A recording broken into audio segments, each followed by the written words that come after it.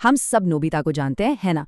लेकिन क्या कभी सोचा है कि उसकी जिंदगी कैसी होती अगर डोरेमोन होता ही नहीं?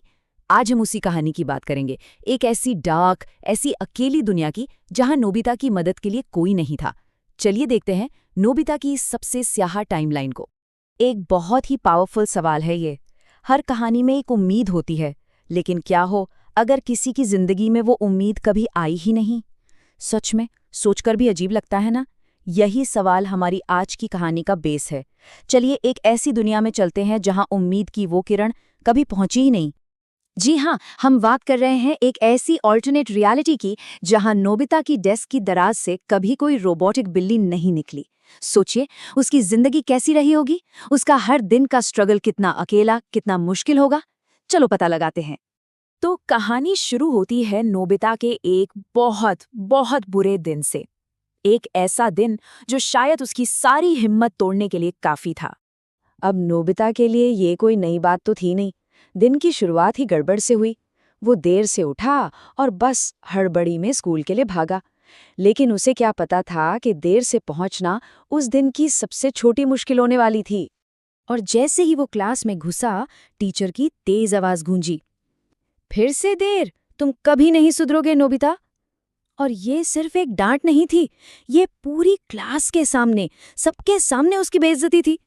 सोचिए पूरी क्लास के सामने इस तरह से पब्लिक ह्यूमिलिएशन, ये किसी भी बच्चे के दिल पर बहुत गहरा असर डालता है ना। ये सिर्फ एक पल की शर्मिंदगी नहीं होती, ये धीरे धीरे आपकी सेल्फ रिस्पेक्ट को ख़त्म कर देती है।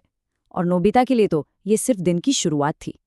तो सज़ा ये मिली कि उसे स्कूल के बाद अकेले क्लासरूम साफ करना था। आप इमेजिन कर सकते हैं, बाहर खिड़की से बाकी बच्चे खेल रहे हैं, हंस रहे हैं, और वो अंदर अकेला। ये अकेलापन कितना चुभता होगा। और उस अकेलेपन में झाड़ू लगाते हुए उसकी आंखों में आंसू थे और मन में बस एक ही सवाल बार बार, क्या मैं सच में इतना बुरा हूं? ये वो पल होता है जब दुनिया की बातें सुन सुनकर एक बच्चा खुद पे ही शक करने लगता है। लेकिन बात सिर्फ स्कूल के अकेलेपन और अपमान तक ही नहीं रुकी। मुश्किलें तो जैसे हर तरफ से उसे घेरने के लिए तैयार थीं। वो जैसे ही स्कूल से बाहर निकला, सामने कौन था? उसका सबसे बड़ा डर, जियान। और ये मुलाकात उसके दिन को और भी बदतर बनाने वाली थी। पहले उसे धक्का दिया गया, फिर मारा गया, और फिर बस जमीन पर गिरा हुआ छोड़ दिया गया, बिना किसी वजह के। बुलिंग अक्सर ऐसी ही तो होती है, क्रूर, बेवजह, जो इंसान को अंदर तक तोड़ देती है। जमीन पर पड़ा हुआ, धूल से सना हुआ, उसके दिमाग में बस एक ही चीज घूम रही थी, ये सिर्फ मेरे साथ ही क्यों होता है? ये सवाल उस हेल्पलेसनेस से आता है जब लगता है कि आप एक ऐसे साइकिल में फंस गए हो जिससे बाहर निकलने का कोई रास्ता ही नहीं है। हम सब सोचते हैं कि घर घर एक सेफ स्पेस होता है ना? पर उस दिन नोबिता के लिए ऐसा बिल्कुल नहीं था। वहां भी उसे शांति नहीं मिली।